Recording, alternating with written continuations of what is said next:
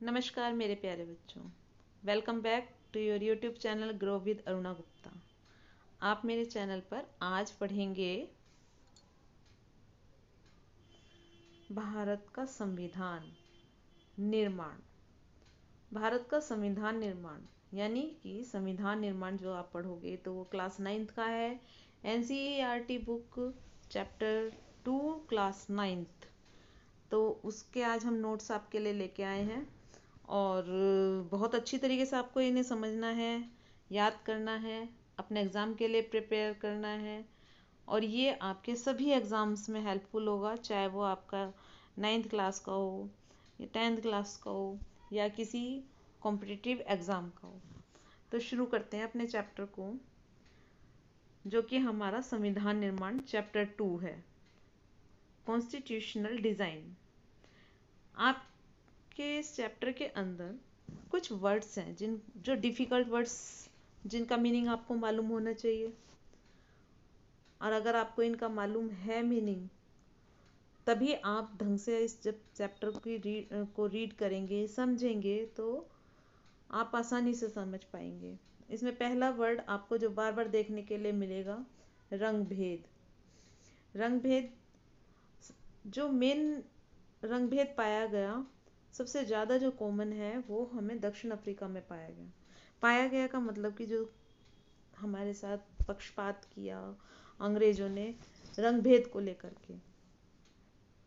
दक्षिण अफ्रीका की सरकार की 1948 से लेकर 1989 यानी 1948 से 1989 के बीच काले लोगों के साथ नस्ली अलगाव और अलगाव यानी कि तनाव, अलगाव और खराब व्यवहार करने वाली शासन व्यवस्था, इसको हमने किसका नाम दिया है? रंग भेद का, यानी कलर डिफरेंस। धारा, एक वर्ड आप इसमें पढ़ेंगे, धारा। धारा का अर्थ है किसी दस्तावेज का खास हिस्सा या अनुच्छेद, जिसे हम अनुच्छेद भी बोलते हैं। सेकंड, संविधान से हो, संविधान जो कि हमारे चैप्टर का भी नाम है संविधान निर्माण। संविधान देश का एक सर्वोच्च कानून है। इसमें किसी देश की राजनीति और समाज को चलाने वाले सारे मौलिक कानून होते हैं। अर्थात जितने भी कानून हमारे देश को चलाने के लिए, राजनीतिक भी, सामाजिक भी, जैसे भी कानून है, वो सब एक पुस्तक में है और उस पुस्तक को हमने नाम दिया है हमारा संविधान, कॉन्स्टिट्यूशन। संविधान संशोधन, संविधान संशोधन का अर्थ है संविधान में काट छांट करना। हम संविधान में कभी बदलाव नहीं कर सकते, हम उसको चेंज नहीं कर सकते, लेकिन हाँ उसमें अप डाउन कर सकते हैं। किसी कानून को जोड़ना या उसको घटाना कर सकते हैं, किसी भी नियम को हम उसमें से बिल्कुल गायब नहीं कर सकते हैं। देश की सर्वोच्च विधायी संस्था द्वारा उस देश के संविधान में किया जाने वाला बदलाव क्या कहलाता है? संविधान संशोधन। जैसे मैंने अभी आपको बताया, संविधान सभा, सभा होती है, कुछ लोग इकट्ठे होते हैं वहाँ पे अपनी मेजोरिटी के साथ में अपने जो है अपनी बातों को रखते हैं, अपनी बातें करते हैं। तो संविधान को लेकर जो मेजोरिटी बनी, जो संविधान सभा बनी, असेंबली बनी, उसका अर्थ है जनप्रतिनिधियों की वह सभा जो संविधान लिखने का काम करती है। जनप्रतिनिधि यानी कि पूरी देश के जितनी भी जनता है, वो खुद सारी, इतनी सारी तो पार्टिसिपेट नहीं कर सकती है, लेकिन उनके द्वारा चुने गए जो प्रतिनिधि हैं, जो नेता हैं, वो लीड करेंगे किसको? सभा को। और ये सभा कौन सी है? हमारी है ये संविधान सभा, जिसने संविधान को लिखने में महत्वपूर्ण भूमिका निभाई है। प्रारूप, प्रारूप यानी ड्राफ्ट, किसी कानूनी दस्तावेज का प्रारंभिक रूप ड्राफ्ट कहलाता है, अर्थात प्रारूप कहलाता है। दर्शन यानी फिलोसफी, दर्शन क्या है? किसी सोच और काम को दिशा देने वाले सबसे बुनियादी विचार को हम दर्शन कहते हैं। किसी भी सोच यानी जो हमारे थॉट्स हैं, या हमारे जो किसी भी काम को करने के लिए कि किस तरीके से वो काम करना चाहिए, उसके जो बेसिक हमारे विचार हैं, वही हमारी फिलोसफी या दर्शन कहलाती है। प्रस्तावना क्या होती है? प्रस्तावना, प्रियम्बल, संविधान का वह पहला कथन, जिसे हम उद्देशिका के नाम से भी जानते हैं, जिसमें कोई देश अपने संविधान के बुनियादी मूल्यों और अवधारणाओं को स्पष्ट ढंग से कहता है, वह प्रस्तावना होती है।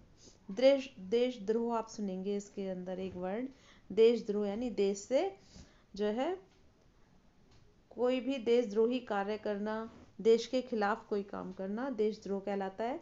देश की सरकार को उखाड़ फेंकने की कोशिश करने का अपराध ही हमारा देशद्रोह कहलाता है।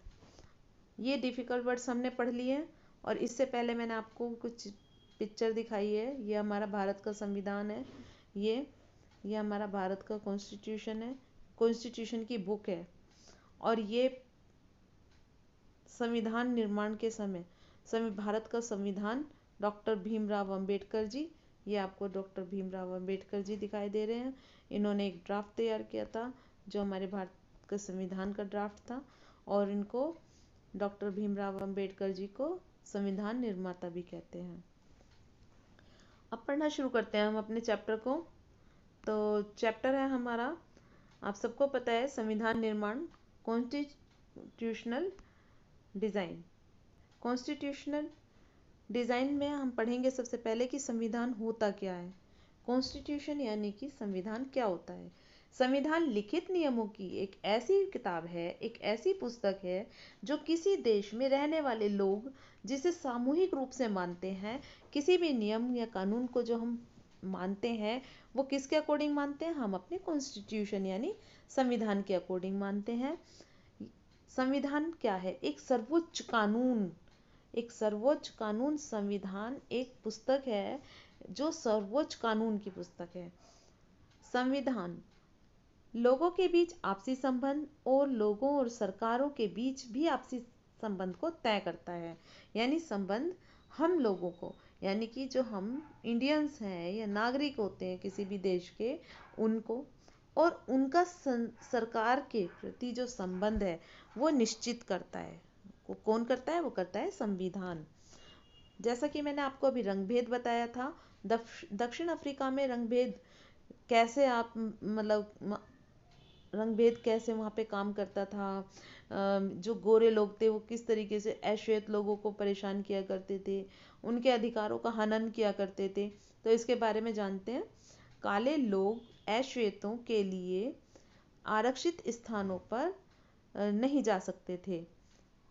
ये श्वेत आएगा बेटा, ये ए नहीं लगेगा, इसको आप इरेज कर दीजिएगा जब आप लिखेंगे। ए नहीं है, ये श है। काले लोग, जो काले लोगों से अर्थ है अफ्रीका के जो लोग थे वो श्वेतों अर्थात गोरों लोगों के लिए, यानी कि जो अंग्रेज थे, ब्रिटिश थे, उनके लिए जो आरक्षित रिजर्व प्लेसेस थे, जैसे कोई उन्होंने कोई कॉलोनी बसा रखी हो या कोई बिल्डिंग हो, ऐसे स्थानों पर वो प्रवेश नहीं कर सकते थे। कौन, जो काले लोग थे। और तो और देखिए ये भी गोरो है, ये गौरव नहीं है, गोरो। इसमें गोरों के गिरजाघर, यानी जो क्रिश्चियंस ने अपने चर्चेस बनाए हुए थे उनके अंदर भी वो कालों को घुसने नहीं देते थे, एंट्री बैन की हुई थी उनकी। गोरों की बस्तियों में, ये देखिए ये भी मेरा मिस प्रिंट हो गया है बच्चों, ये है में बसने, बसने यानी रहने की। गोरों की बस्तियों में कालों को रहने की भी इजाज़त नहीं थी। परमिट होने पर वह क्या काम करते थे, जब परमिट मिल जाता था उनको किसी भी काम का या घुसने का वहाँ पर उनकी बस्तियों में, तभी वो जा सकते थे। अदरवाइज़ वो अश्वेत लोग श्वेत लोगों की कॉलोनी में या फिर उनके आरक्षित प्लेस पर नहीं जा सकते थे। अश्वेतों को संगठन बनाने और इस भेदभावपूर्ण व्यवहार का विरोध करने का भी अधिकार नहीं था। यानी जो अश्वेत यानी जो काले लोग थे, जो अफ्रीकी लोग थे, उनको ना तो कोई ऑर्गेनाइजेशन बनाने का और ना ही कोई भी ऐसा अधिकार प्राप्त था जो ब्रिटिश के खिलाफ हो। ये आप देख सकते हैं इस पिक्चर में, जो गोरे यानी अश्वेत लोग हैं वो क्या कहते हैं, रंगभेद वाले दौर 1953 का एक साइन बोर्ड, ये आप देखेंगे ये साइन बोर्ड है, ये दोनों तब के तनावपूर्ण संबंधों का पता चलता है इनसे देख करके। 1953 ज़्यादा दूर की बात नहीं है, देखो करंट की बात है। इस साइन बोर्ड पर लिखा है खतरा, देशी अश्वेत यानी उसी देश के जो काले लोग हैं, हिंदुस्तानी, इसमें हिंदुस्तानी भी हो सकते हैं, और रंगीन चमड़ी वाले। रंगीन चमड़ी वाले का मतलब है कोई बिल्कुल काला है, कोई थोड़ा गेहुआ कलर का है, थोड़ा बादामी कलर का है, तो ये रंगीन चमड़ी कहा करते थे हमारी स्किन्स को। अगर तुम रात में इस परिसर में घुसे तो तुम्हें लापता घोषित कर दिया जाएगा, अर्थात कैद कर लिया जाएगा। अगर वो गोरों की बस्तियों में घुस गए, तुम्हें लापता घोषित कर दिया जाएगा। हथियारबंद सुरक्षा गार्ड्स देखते ही आपको गोली मार देंगे, या फिर वहाँ उनके जो जंगली कुत्ते हैं, वो कुत्ते लाश को नोच नोच कर खा जाएंगे। ये चेतावनी दी जाती है। ये यहाँ पर जो साइन बोर्ड लगा है, इसमें ये रहा, इस साइन बोर्ड के अंदर यही दिया गया है कि आपको चेतावनी देते हैं। एक साइन बोर्ड ये देखिए, ये बीच पर है, और इसमें भी साफ साफ लिखा है कि इसके अंदर यानी बीच पर जहाँ पर अंग्रेज लोग नहाते धोते हैं, वहाँ पर किसी भी अश्वेत यानी निग्रो लोगों का या फिर काले लोगों का या दक्षिण अफ्रीका के लोगों का आना वर्जित है। दक्षिण अफ्रीका का स्वतंत्रता संग्राम। स्वतंत्रता यानी आज़ादी, आज़ादी के लिए दक्षिण अफ्रीका ने कितना पापड़ बेला है। जैसे हम लोगों ने अपनी आज़ादी के लिए बहुत बहुत बहुत बलिदान दिए हैं, ऐसे ही दक्षिणी अफ्रीका में भी आसानी से आज़ादी नहीं आई है। वहाँ पर कैसे कैसे आप देखिए ज़रा, अफ्रीकन नेशनल कांग्रेस के झंडे तले, ये गैप दे दीजिएगा, तले और दक्षिणी अफ्रीका ने 1950 से ही गोरों के विरुद्ध आज़ादी लड़ी। दक्षिणी अफ्रीकी नेता थे जिनका नाम था नेल्सन मंडेला ने रंगभेद से चलने वाली, ये से में भी गैप दीजिएगा बेटा, ये टाइपिंग मिस्टेक हो जाती है छोटी छोटी, इसको आप जब राइट करेंगे इन नोट्स को तो आप ध्यान से लिखिएगा। चलने वाली शासन की व्यवस्था के विरुद्ध आवाज़ उठाई। यूरोपीय अल्पसंख्यक गोरों यानी कि इंग्लिश जो भी ब्रिटिशर्स थे, गोरों की सरकार स्थानीय काले लोगों पर अत्याचार करती रही। अफ्रीकी नेशनल कांग्रेस के झंडे तले, मतलब कि अफ्रीकी नेशनल कांग्रेस, अफ्रीका के लोगों ने एक मजदूर संगठन बनाया था, जो एक अफ्रीकी कांग्रेस जो नेशनल कांग्रेस थी, उसका जो झंडा था उसके तले अश्वेतों जो काले लोग हैं, अश्वेतों के विरुद्ध मजदूर संगठन और कम्युनिस्ट पार्टी भी शामिल रही। यानी कि एक पार्टी है, नेशनल पार्टी है कांग्रेस नेशनल पार्टी, उसके अंडर और भी बहुत सारे मजदूर संगठन और कम्युनिस्ट पार्टी भी शामिल हो गई। 1994 में चुनाव की घोषणा की गई। कहाँ पर देखो, अभी तो हम 1950 की बात कर रहे हैं और करीब 44 साल बाद की बात हो रही है। अब चुनाव की घोषणा की गई जिसमें लोकप्रिय अभी जो अफ्रीकी नेता हैं नेल्सन मंडेला की जीत हुई। उन्हें दक्षिण मतलब स्वतंत्र आज़ाद दक्षिण अफ्रीका का पहला राष्ट्रपति चुना गया, और नेल्सन मंडेला को 24 साल की जेल भी हुई थी। अब देखो आगे हम क्या पढ़ते हैं, हमने एक चित्र देखते हैं। ये जो आप चित्र देख रहे हैं ये आज का दक्षिण अफ्रीका है, और उसकी जो है एक स्वतंत्रता के बाद जो सोच उजागर हुई है वो इंद्रधनुषी देश कहलाता है। दक्षिण अफ्रीका खुद को कहता है कि हम इंद्रधनुषी देश हैं। और ये देखो दक्षिण अफ्रीका की पिक्चर जो कि आज़ादी की सोच के बाद है, डेवलपमेंट करती हुई। ये देखो खेल में भी जीत रही है। जब तक ब्रिटिश लोग रहे उन्होंने खेलने भी नहीं दिया, ये खेल में भी आगे है, सिपाही में भी आगे है, वर्क में भी आगे है। ये देखिए एनिमल्स हैं उनमें भी आगे है, कंस्ट्रक्शन में भी आगे है, सब मिलजुल के अपने कार्य को कर रहे हैं। अब आप देखो इसके अंदर हम पढ़ेंगे नेल्सन मंडेला द्वारा लिखित आत्मकथा का नाम है the long walk to freedom. ये आपको याद करना है, कंपलसरी आपके लिए याद करना, और आपके एग्ज़ाम के लिए ये बुक बहुत महत्वपूर्ण है। ये इनकी पुस्तक का नाम है जो कि एक आत्मकथा है, ऑटोबायोग्राफी है, और ये long walk to freedom, the long walk to freedom. हम पढ़ेंगे अब अफ्रीका का संविधान। अफ्रीका का संविधान इतिहास और भविष्य दोनों की बातें करता है। इस तरह तो यह है कि एक पवित्र समझौता, यानी जो अफ्रीका का संविधान है वो इतिहास, जो हिस्ट्री पास्ट रह चुकी है और जो आने वाला फ्यूचर है, दोनों को साथ लेके चलता है। और इस तरीके से हम इसको कह सकते हैं कि दक्षिण अफ्रीका का जो संविधान तैयार हुआ बन करके वो एक पवित्र समझौता है। दक्षिणी अफ्रीका के रूप में हम एक दूसरे से यह वादा करते हैं कि हम अपने रंगभेदी, क्रूर और दमनकारी इतिहास को फिर से दोहराने की अनुमति नहीं देंगे। तो दक्षिण अफ्रीका वालों ने जो अपने संविधान को लिखने के समय जो उसके अंदर कहा कि हम कभी भी इन फ्यूचर कोई भी अगर रंगभेदी, क्रूर, दमनकारी इतिहास जो हमारा रह चुका है, अगर वो कोई दोबारा से दोहराने की कोशिश करेगा, हिम्मत करेगा, तो वो लोग उसको परमिशन नहीं देंगे। यह अपने देश को इसके सभी लोगों द्वारा वास्तविक अर्थों में साझा करने की घोषणा पत्र भी है। जो संविधान है दक्षिण अफ्रीका का, वो सभी लोगों द्वारा वास्तविक अर्थ में, मतलब जो संविधान का वास्तविक अर्थ है, घुमा फिरा के कोई कुछ बता दे किसी नियम को, वो नहीं, जो असली वास्तविक अर्थ है उसके रूप में ये समझा जाने वाला एक घोषणा पत्र भी है। श्वेत अश्वेत, यानी काले और गोरे, गोरे और काले, स्त्री और पुरुष, यह देश पूर्ण रूप से हम सबका है, किसी एक का नहीं है। उन्होंने ये नहीं कहा कि ब्रिटिश आकर के हमारे को इतना राज किए हैं, इतना तड़पाए हैं, तो ब्रिटिश को बाहर निकाल दीजिए। उन्होंने कहा कि ये देश सबका है और सबके साथ समान व्यवहार करेगा।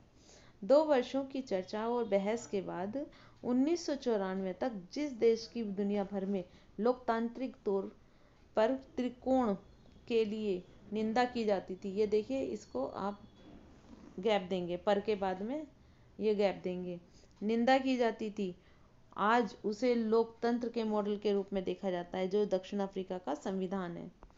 अभी आप यहाँ पे कुछ वर्ड्स देखेंगे संविधान के, ये पिक्चर आपकी बुक में भी दी हुई है। तो ये देखिए, ये आपका यूएसए के लिए लिखा है, जो संयुक्त राज्य अमेरिका है उसका संविधान की कुछ प्रस्तावना है, और यहाँ पर दक्षिण अफ्रीका के लोगों का जो संविधान है उसके लिए जो कहा गया है उसकी प्रस्तावना में वो बताया गया है। अब हम पढ़ेंगे कि संविधान की आवश्यकता क्यों पड़ती है। जैसा कि मैंने आपको इसके नाम से ही बताया कि जो संविधान है एक नियमों की, कायदों की ये पुस्तक है। तो लेकिन हमें संविधान की जरूरत क्या है, नियमों की जरूरत क्या है? बिना नियमों के भी तो दुनिया चल सकती है। तो क्यों है ये हम पढ़ते हैं। सरकार के विभिन्न अंगों के अधिकार क्षेत्र तय करने के लिए हमें संविधान की आवश्यकता है। लोकतांत्रिक सरकार का निर्माण और उसके कार्य तय करने के लिए हमें किसकी जरूरत है? वो संविधान की जरूरत है। अच्छे समाज के गठन के लिए, जो समाज का गठन है, संगठन है, उस अच्छे समाज के लिए भी हमें संविधान की आवश्यकता है। नागरिकों के अधिकार सुरक्षित करने के लिए हमें संविधान की जरूरत है। सरकार को अपनी शक्तियों के दुरुपयोग से रोकने के लिए भी हमें संविधान की आवश्यकता है। तो समझ गए बच्चों आप कि संविधान की जरूरत क्यों पड़ती है। संविधान के और भी बहुत सारे कार्य हैं, देखो हम आपको बताते हैं। भारत जैसे विशाल वह विविधता, ये वह नहीं है, वह है, इसको है को हटा देना। भारत जैसे विशाल व विविधता भरे देशों के लिए संविधान बनाना आसान नहीं है। जैसा कि आपको पता है कि हमारा देश कोई छोटा देश नहीं है, बहुत बड़ा देश है। जितने बड़े बड़े हमारे राज्य हैं उससे तो एक राज्य के बराबर कई कई सारे देश बन जाएं। तो हमारा जो भारत है वो कोई छोटा नहीं है। 1857 के बाद, जब 1857 में भारत की पहली क्रांति हुई थी, उसके बाद से ब्रिटिश सरकार ने भारत सरकार के लिए कई अधिनियम पारित किए, लेकिन भारतीय आकांक्षाओं को पूरा नहीं कर सका।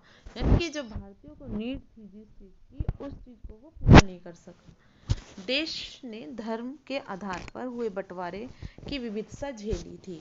यानी जब देश में बंटवारा हुआ था हिंदुस्तान और पाकिस्तान का, वो विविधता, यानी कि वो मार काट, दुख दर्द जो है बहुत देश झेल चुके थे, भारत भी और पाकिस्तान भी।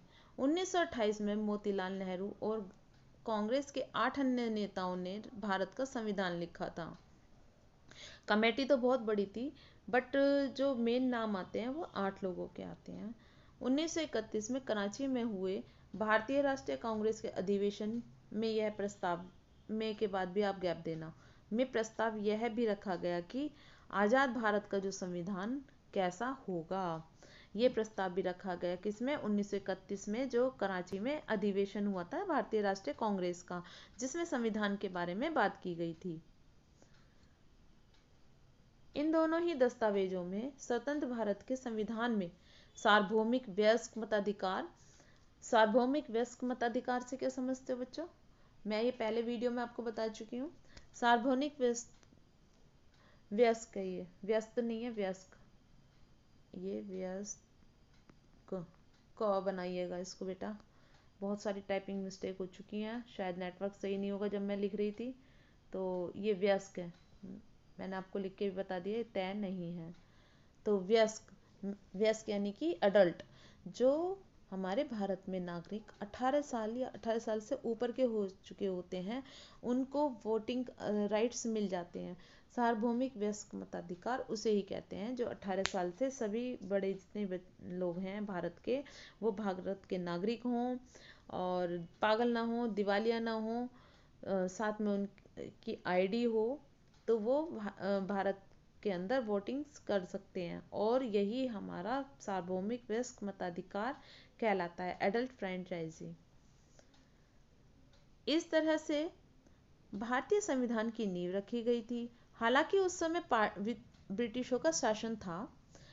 जिस समय भारत में संविधान की नींव रखी गई थी, उस समय गोरे लोग थे, यानी ब्रिटिश सरकार हमारे भारत में ही राज कर रही थी। तो भारत के राजनीतिक विशेषज्ञ बहुत कुछ नहीं कर सकते थे। हालांकि उन्होंने एक संविधान की नींव तो रख दी थी, लेकिन उसे अप्लाई कराना, उसको फॉर्म में लाना, ये काम अभी वे नहीं कर सकते थे। उन्होंने धीरे धीरे सभी जितने भी कार्य थे सभा में भाग लेने का अवसर जो था मिलने लगा। यानी कि वो धीरे धीरे और सभा करते रहे और उसमें पार्टिसिपेट करते रहे, जिससे उनको जो है उसमें जगह मिलने लगी। अब ये देखो, अवसर मिलने लगा था। ये हमारे भारत के प्रमुख नेता भी रहे हैं सब, और ये उन्होंने भारतीय संविधान को लिखने में भी महत्वपूर्ण भूमिका निभाई है। ये जितने भी पिक्चर्स हैं आप इन्हें ध्यान से देखेंगे और इनके बारे में भी आप पढ़ेंगे पुस्तक से। हम देखते हैं भारतीय संविधान सभा। भारतीय संविधान सभा यानी कि जो कॉन्स्टिट्यूशनल असेंबली थी वो। भारतीय संविधान सभा के लिए जुलाई 1946 में चुनाव हुए थे। संविधान सभा की पहली बैठक दिसंबर 1946 को हुई थी, सबको मालूम है। इसके तत्काल बाद ही देश 2 भागों में बट गया था। पहला था भारत, दूसरा था पाकिस्तान। संविधान सभा की दो हिस्सों में बट गए, मतलब जो संविधान सभा थी, अब भारत और पाकिस्तान अलग हो गए। तो जो लोग पाकिस्तान में रहने वाले थे या उधर की तरफ जाने वाले लोग थे, वो कॉन्स्टिट्यूशन असेंबली से हट गए। भारत के संविधान सभा और पाकिस्तान की संविधान सभा दो असेंबली बन गई। एक तो भारत की असेंबली बन गई और दूसरी बन गई पाकिस्तान की। भारत का संविधान लिखने वाली सभा में 299 यानी 299 सदस्य थे, जिन्होंने 26 नवंबर 1994 में अपना काम पूरा कर लिया था। यानी 1949 26 नवंबर ये सब कार्य पूरा कर चुके थे अपना। प्रारूप समिति के अध्यक्ष थे डॉक्टर भीमराव अंबेडकर जी ने चर्चा के लिए एक प्रारूप संविधान बनाया था। चर्चा के लिए यानी कि संविधान का एक ड्राफ्ट तैयार कर लिया था, जिस पर चर्चा बार बार की जा सकती थी। प्रत्येक धारा पर 2000 से ज़्यादा संशोधनों पर चर्चा हुई। जितने भी धारा बनी, जितने भी आर्टिकल्स बने संविधान को लेकर के, नियमों की पुस्तक है, तो जितने भी आर्टिकल्स बने करीब 2000 से ज़्यादा संशोधन उसमें हम कर चुके थे। 3 वर्षों ये ना ऐसे ना बहुत सारी टाइपिंग मिस्टेक हो चुकी है, तो प्लीज़ आप ध्यान रखना। मैं मात्राएं बता दूंगी, उन मात्राओं का ध्यान रखना बच्चों, उन्हें सुधार लेना। ज़्यादा संशोधनों पर चर्चा हुई। 13 वर्षों में कुल 114 दोनों की गंभीर चर्चा हुई। ये 13 नहीं है बच्चों, यहाँ पे ना ये 3 होगा, ये यहाँ पे विराम लगाया था मैंने, ये विराम इससे मिल गया है। 3 वर्षों में कुल 114 दोनों, ये भी बच्चों ये है 3 वर्षों, ये आप इस पूरी लाइन को ऐसे काट दीजिए, ठीक है। अब यहाँ पे आप लिखिएगा 3 वर्षों में कुल 114 यानी 114 दोनों नहीं है वहाँ पर, दिनों, ये लिखिएगा दिनों, ये दोनों नहीं है। तो 3 वर्षों में कुल 114 दिनों की गंभीर चर्चा हुई और उन चर्चा का रिकॉर्ड भी रखा गया। रिकॉर्ड यानी कि उनको रिकॉर्ड भी किया गया, रिकॉर्ड फाइल के द्वारा भी रखा गया। इन्हें कॉन्स्टिट्यूशनल असेंबली डिबेट्स नाम से 12 मोटे खंडों में यानी कि 12 पार्ट्स में इनको प्रकाशित भी किया गया। इन्हीं बहसों नहीं है ये, बहसों, यहाँ पे इसको काट दीजिए, बहसों यानी डिबेट्स से हर प्रावधान के पीछे की सोच और तर्क को समझा जा सकता है। नेक्स्ट देखेंगे, ये पिक्चर देखिए, ये आपको ये समझ में आ रहा है कौन बैठे हुए हैं, एक अंदाजा, बिल्कुल सही, यह है हमारे राष्ट्रपिता महात्मा गांधी जी।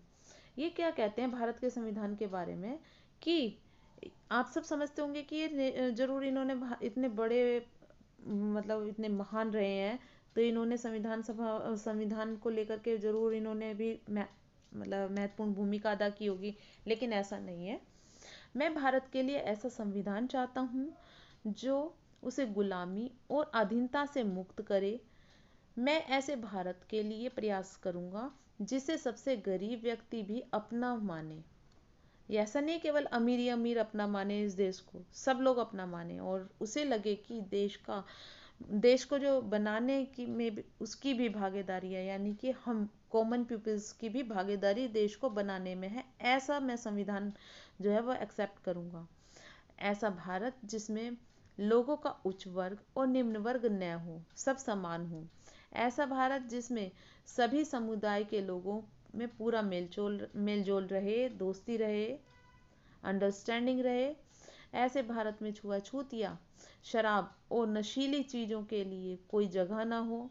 औरतों को भी मर्दों के जैसे अधिकार प्राप्त हों। मैं इससे कम में संतुष्ट नहीं हूँगा। यानी कि अगर इससे कम कोई संविधान में डालता है तो गांधी जी उससे नेग्लेक्ट कर देंगे। आप में से कुछ को भारतीय संविधान निर्माताओं की सूची में एक बड़ा नाम न होने पर इतनी हैरानी होगी, जिसका नाम है महात्मा गांधी जी। वे संविधान सभा के सदस्य नहीं थे, पर संविधान सभा के अनेक सदस्य उनके विचारों के अनुयायी थे। जैसा गांधी जी सोचते थे ऐसा ही संविधान सभा के बहुत सारे जो सदस्य थे वो भी सोचते थे। 1931 में अपनी पत्रिका, यानी आप इसको नोट डाउन करेंगे कि 1931 में गांधी जी की पुस्तिका आई थी, एक पत्रिका आई थी जिसका नाम था यंग इंडिया। ये आपके एग्जाम में भी क्वेश्चन आता है बेटा कि महात्मा गांधी जी की पुस्तक का क्या नाम है, पत्रिका का क्या नाम है, उसका नाम है यंग इंडिया। ये बात उन्होंने अपनी यंग इंडिया जो पुस्तक थी उसमें कही थी कि मैं इससे कम में मैं नहीं मानूंगा कि संविधान में ये चीज़ें होनी चाहिए। अगर ये नहीं होती हैं या इससे कम होती हैं, आधी होती हैं और आधी नहीं होती हैं, तो मैं उस संविधान से एग्री नहीं करूंगा।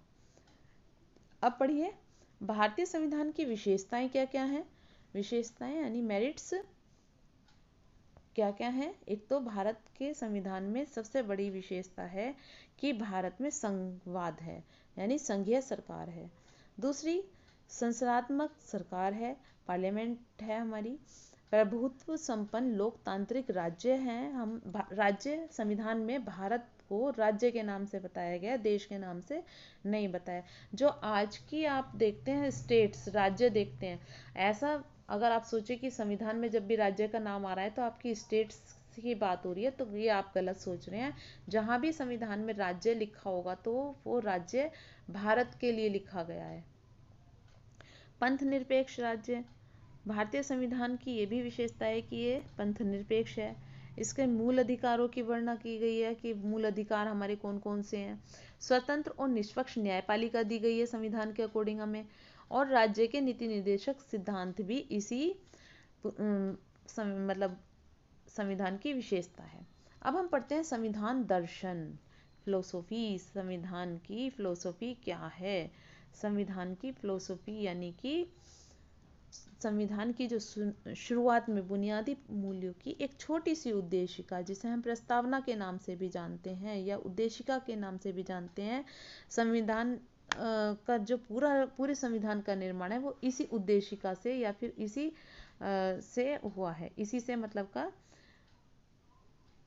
इसी उद्देशिका के अर्थ से हुआ है, जिसे हम इंडेक्स भी बोलते हैं, जैसे आपकी कॉपी में होता है, जिसे हम उद्देशिका और प्रस्तावना या फिर प्रेम्बल्स के नाम से जानते हैं।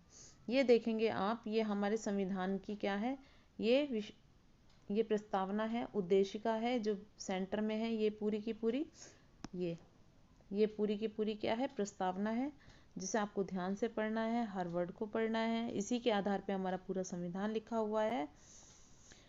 और ये भी आप नोट डाउन कीजिएगा अपनी बुक में, कॉपी में, कि ये समाजवादी और पंथ निरपेक्ष जो दो शब्द आपके सामने आते हैं हमारी प्रस्तावना में, ये 42वें संशोधन, जब हमारे संविधान का 42वां संशोधन हुआ था तब ये दो वर्ड्स जोड़े गए थे, समाजवादी और पंथ निरपेक्ष। 1976 मतलब जो 42वां संशोधन है कब हुआ था? ये 42वां संशोधन हुआ था 1976 में, संविधान की उद्देशिका में जोड़ा गया था। नेक्स्ट देखिए, नेक्स्ट आप ये जितने भी संविधान सभा के सदस्य हैं जिन्हें आप यहाँ पर देख रहे हैं, इनके बारे में आप जरूर ध्यान रखेंगे। और संविधान के प्रमुख कार्य, संविधान की विशेषताएं, संविधान हमें क्यों जरूरी है, दक्षिण अफ्रीका के जो संविधान था वो किस तरीके से बना, किन किन कठिनाइयों से बना, ये आपको पढ़ना है। और आपको ये भी बिल्कुल ध्यान रखनी है इस नोट्स की बात कि ये नेल्सन मंडेला जी की पुस्तक है जो कि एक आत्मकथा है, the long walk to freedom.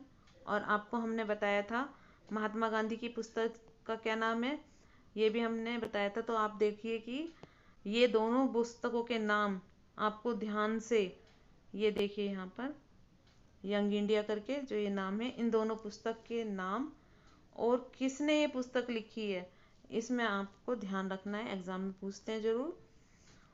और फिर आप ये देखिए दक्षिण अफ्रीका का आज का जो दक्षिण अफ्रीका है वो किस तरीके से खुश है, हर काम को कर रहा है, लेकिन ब्रिटिश सरकार में ऐसा उसने नहीं कर पाया।